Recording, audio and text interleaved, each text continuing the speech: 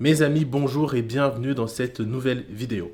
Aujourd'hui, nous allons voir comment s'organiser quand on est en déplacement, comment gérer sa diète, comment s'entraîner, etc. Il n'est pas toujours nécessaire de maintenir notre activité quand on est en déplacement. Par exemple, quand on part en vacances, on peut se permettre de prendre du repos et de délaisser un peu l'entraînement et l'alimentation. Mais quand il s'agit d'un déplacement ponctuel, là, on a tout intérêt à maintenir notre activité, surtout quand on a un objectif de compétition comme moi, ou un objectif qui nous tient tout simplement à cœur. Pour vous donner quelques éléments de contexte, je pars en déplacement pendant 3 jours. Et pendant ces 3 jours, j'aimerais continuer à m'entraîner, à m'alimenter. Surtout que sur les 2 dernières semaines, j'ai quasiment rien fait parce que je me sentais pas bien, j'étais extrêmement fatigué. Et là, je recommence à me ressourcer et j'aimerais rester sur cette lancée. Ça me permet de répondre à une question qu'on me pose souvent sur les réseaux sociaux, à savoir comment je fais pour rester motivé comme je fais tout le temps. C'est-à-dire, je continue à m'entraîner, continue à faire ce que je fais et que je vous partage à travers les réseaux. Alors, j'ai un troll ici qui veut pas me laisser vivre. C'est grave. Hein. J'ai jamais vu ça. Tu veux toujours des câlins, Maya. T'en as jamais assez, jamais. Bref, c'était l'instant Maya. Elle en veut toujours plus. Hein. Elle en veut toujours plus, toujours plus. Pour répondre à cette question concernant la motivation, je dirais que je ne suis pas motivé réellement. Je m'explique. Tout ce que vous voyez à travers mes réseaux, en termes d'entraînement, en termes de production même pure de contenu, c'est pas une question de motivation, c'est surtout une question d'habitude et de discipline. Au début, quand j'ai commencé dans cet univers de la musculation et avant même de tomber dans la marmite du bodybuilding, j'ai dû me faire violence, mais vraiment beaucoup. Apprendre à tenir une alimentation au long d'une journée, apprendre à préparer mes repas. Cette phase où je me suis autodiscipliné m'a demandé beaucoup d'investissement personnel et beaucoup de sacrifices parce que je me suis vraiment fait violence. Et une fois que cette étape est passée, la suite devient facile parce que on répète tellement les mêmes mouvements, les mêmes choses, les mêmes actions, qu'au final, ça devient une habitude. Par conséquent, aujourd'hui, suivre une alimentation, faire mes repas, m'entraîner, c'est aussi naturel pour moi que respirer. Voilà pour répondre à cette question. En revanche, là, je ressors d'une période où j'ai eu une grosse chute de motivation. Ce qui me fait continuer, c'est la discipline. Parce que la motivation est extrêmement éphémère. Aujourd'hui, on peut être motivé, demain, on est démotivé comme ça, d'un claquement de doigts. Mais ce qui nous fait continuer, c'est aussi la vision de l'objectif qu'on a envie d'atteindre et notre discipline. Bien sûr, je n'ai pas l'arrogance de penser que ce que je dis pourra s'appliquer à tout le monde ou c'est ce que vous devez faire. Je sais que nous ne sommes pas tous pareils face à l'adversité et qu'on appréhendera les choses de manière différente en fonction de notre contexte individuel. Donc ce que je viens de vous partager, c'est ce que j'ai fait et c'est ce qui a fonctionné pour moi. Donc trouvez votre formule et trouvez ce qui vous fera avancer. Dans l'immédiat, je vais aller m'entraîner et après, je vais préparer mon sac pour le voyage de demain. Je vous montrerai à peu près ce que je prends, ce qui concerne réellement la diète et l'entraînement, notamment en termes de compléments alimentaires, comment ça peut nous aider durant un déplacement pour couvrir notre apport calorique. De retour à la maison après 1h30 d'entraînement, j'ai fait une séance épaules-abdos. J'ai fait 5 minutes d'abdos à la fin. Toute la séance était concentrée sur les épaules. Et d'ailleurs, je suis particulièrement content de la progression que je réalise sur les épaules parce qu'actuellement, la cohérence visuelle entre mes pectoraux, mes épaules et mes bras est en train d'évoluer vers le positif. Mes épaules commencent à prendre l'ascendant sur les bras, donc c'est un énorme plaisir parce que ça fait des années que j'essaye de trouver une bonne cohérence entre ces différents muscles. Et dans le futur, un futur proche, très proche même, j'aimerais m'entraîner à peu près 2 heures par séance. Je trouve que en 1h30, je fais déjà de bons entraînements. Mais je pense qu'en 2 heures, je pourrais grandement augmenter mon volume d'entraînement. Dans l'immédiat, je vais faire mon sac et je vous expliquerai ce que j'embarque avec moi et pourquoi. Pour les compléments alimentaires que je vais prendre pour mon voyage, vous avez essentiellement tout ce que je vais embarquer ici. Premièrement, on a la farine de pancake pour les petits déjeuners le matin. Très simple à faire, très facile, gain de temps assuré. Je vais mettre ça dans ce petit shaker parce que je pars 3 jours, donc il faudrait que je prenne ce qu'il faut.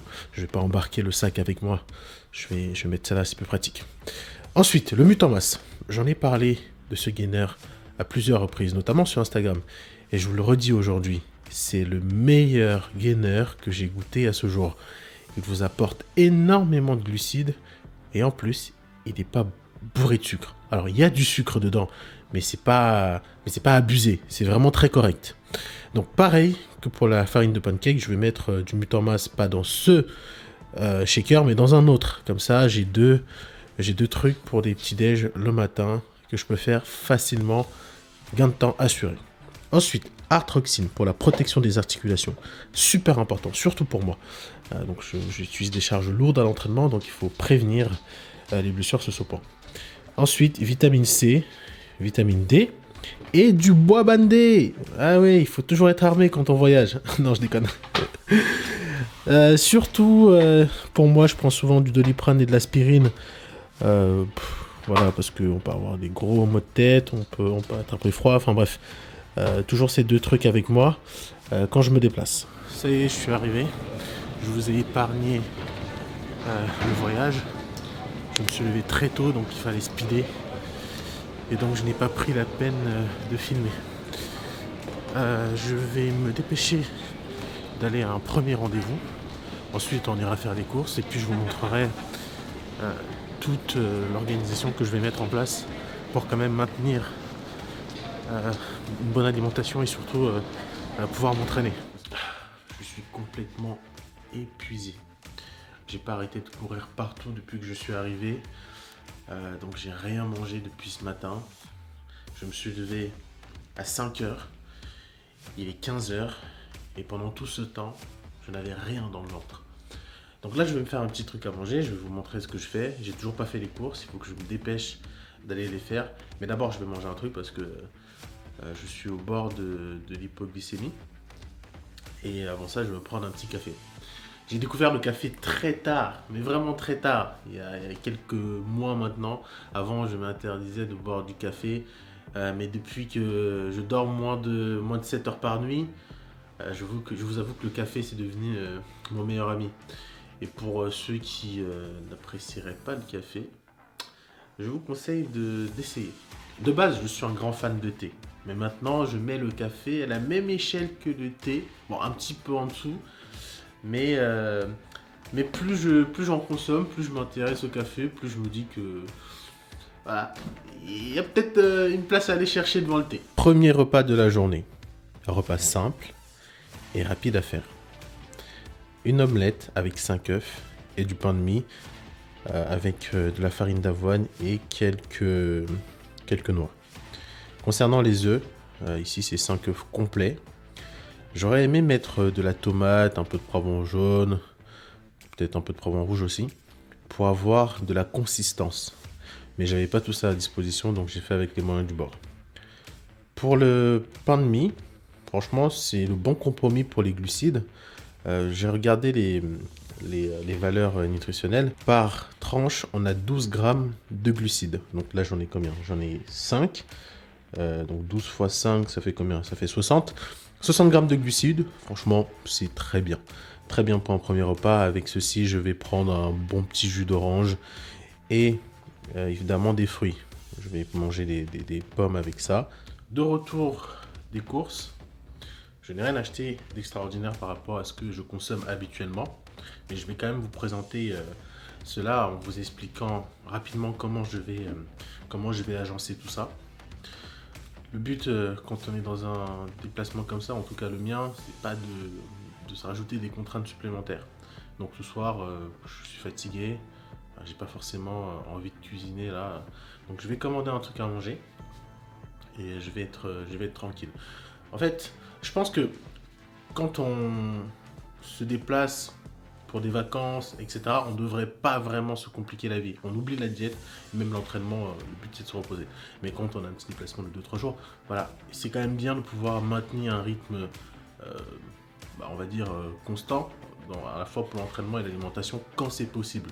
Mais quand c'est pas possible, il ne faut pas non plus se flageller à dire il faut absolument que je suive ma diète, il faut absolument que je m'entraîne. Si c'est pas possible, faites une pause de 2-3 jours, ça vous fera pas de mal. Dans mon cas, je peux le faire, donc je vais essayer de le faire au mieux. Mais si parfois je peux m'autoriser des petits écarts, c'est pas un problème. À présent, faisons le tour de ce que j'ai acheté. Comme vous pouvez le voir, il n'y a pas grand chose, mais je vous explique quand même. Commençons par la viande. viande hachée, 15% de matière grasse. Bon, j'ai failli dire 5% parce que j'ai l'habitude d'acheter du 5% de matière grasse. Là, 15%, il n'y avait que ça. C'est pas grave, je suis en prise de masse, donc je peux m'autoriser à le faire. Concernant les céréales pour le matin, j'adore ceux-là. Je les prends tout le temps. En tout cas, quand je peux, chaque matin, je prends ceux-là. Et ils sont très riches en glucides. Pour 100 grammes, on a à peu près 65 grammes de glucides, donc c'est énorme. Il y a beaucoup de sucre également, comme vous pouvez vous en douter. Mais en soi, c'est pas grave puisque je prends ça en début de journée. Là, en l'occurrence, je vais manger un bol maintenant parce que j'ai faim. Donc, c'est pas grave.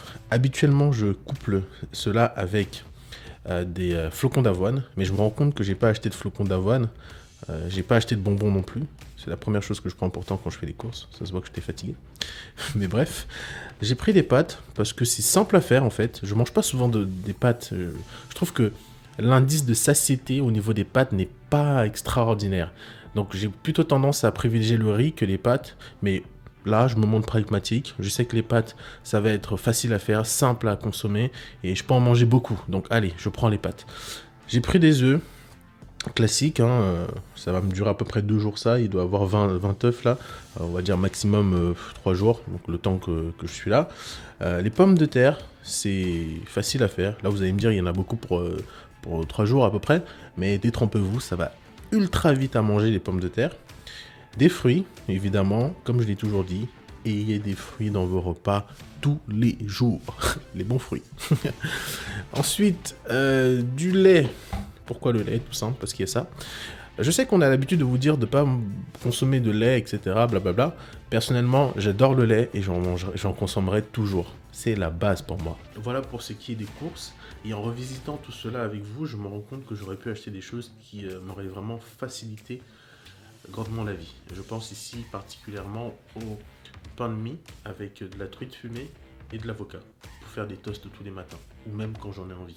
C'est vraiment un des repas les plus simples à faire et ça apporte beaucoup de glucides et de protéines.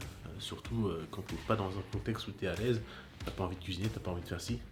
Toast, facile, rapide et ça apporte beaucoup de macronutriments. Je ne vais pas pouvoir me déplacer avec mes tupperwares comme je le fais d'habitude. Je trouve que ça me rajouterait plus de contraintes qu'autre chose. Donc ce que je vais faire, c'est simplement manger dehors. Voilà, un petit resto par-ci par-là, en évitant de manger trop gras. Je vois souvent des gens dire ouais les bodybuilders ça mange McDo tous les jours. Pas vraiment. Il y a quelques mois en arrière j'avais tenté une expérience, manger pendant une semaine gras, tout et n'importe quoi, principalement des fast-food, et revenir à une alimentation classique une semaine après. J'ai tenu 3 jours à peine de malbouffe entre guillemets. J'avais mal au ventre, j'étais en PLS, digérer c'était un enfer. Franchement, à cette période-là, je devais manger 2 fois par jour. J'ai tenu 3 jours et à peine j'avais beaucoup trop mal au ventre. Quand ton estomac n'est pas habitué à digérer autant de gras, saturé surtout, le gras saturé c'est ça l'ennemi, et bah il est en PLS. Il faut un gros temps d'adaptation pour pouvoir manger comme ça. Donc quand je suis revenu à mon alimentation classique, j'ai bien remarqué les différences physiques. J'avais fait beaucoup de rétention d'eau, j'étais moins performant à l'entraînement quand même et beaucoup plus fatigué.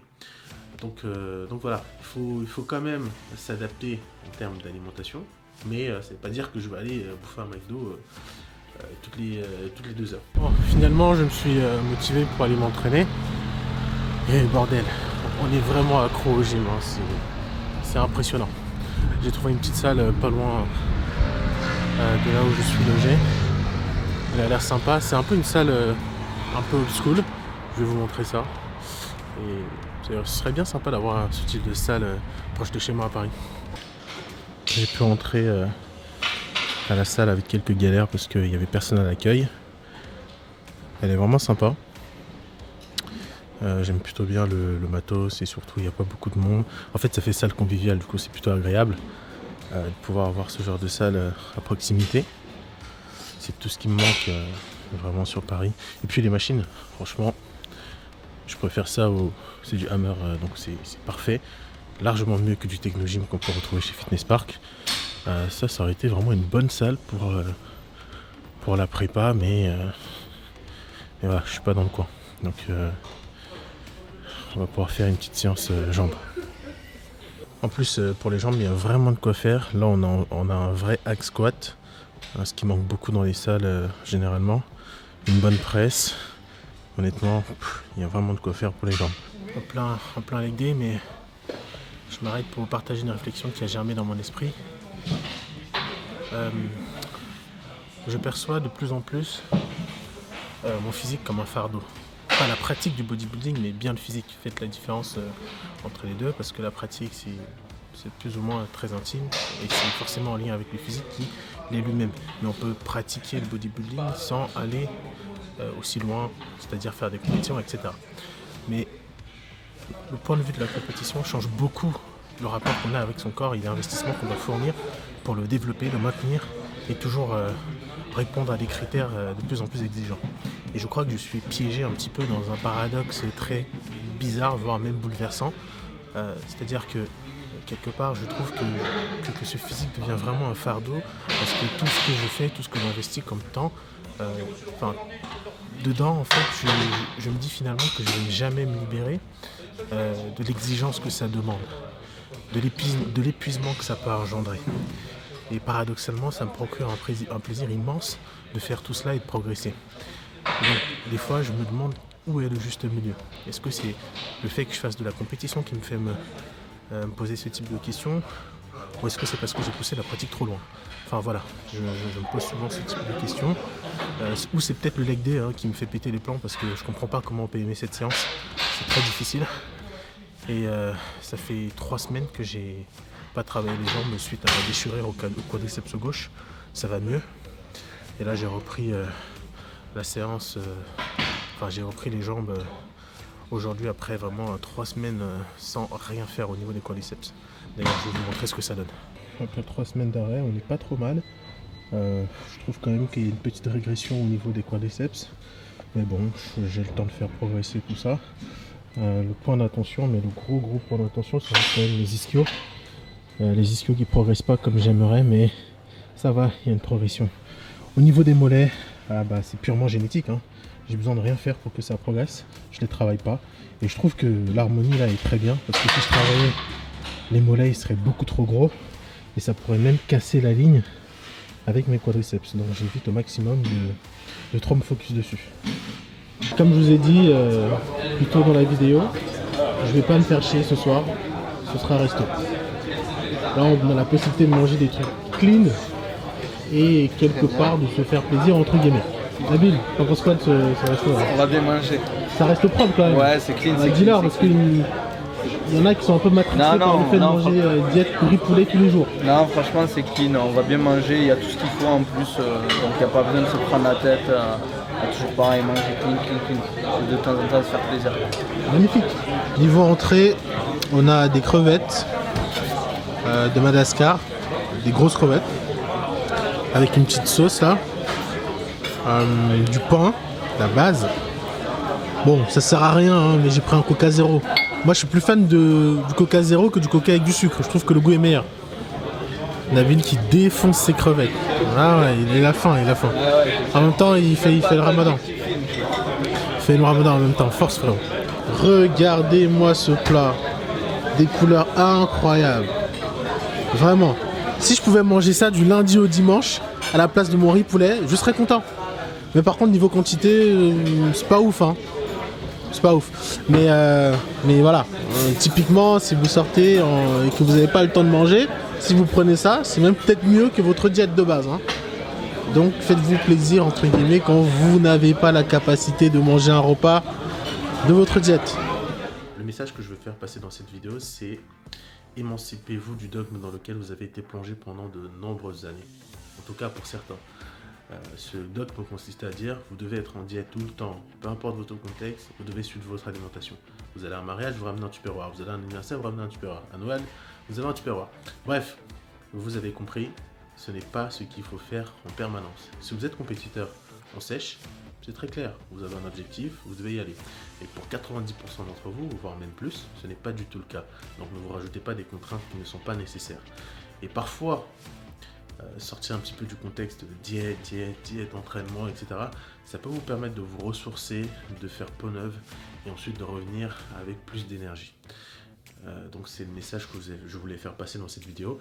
L'idée, c'est pas toujours de vous montrer ce que je vais manger, ce que je vais faire, comment je vais m'entraîner, mais c'est aussi de partager cette vision que j'ai moi de la pratique de manière globale, qui bien sûr n'est pas la meilleure, hein. Je n'ai pas l'arrogance de penser que ce que moi j'ai comme feuille de route pourrait correspondre à tout le monde. Donc c'est un partage avant tout. J'espère que vous avez apprécié cette vidéo, mais j'espère surtout qu'elle vous a apporté des éléments pour vous permettre d'appréhender les choses d'une manière différente.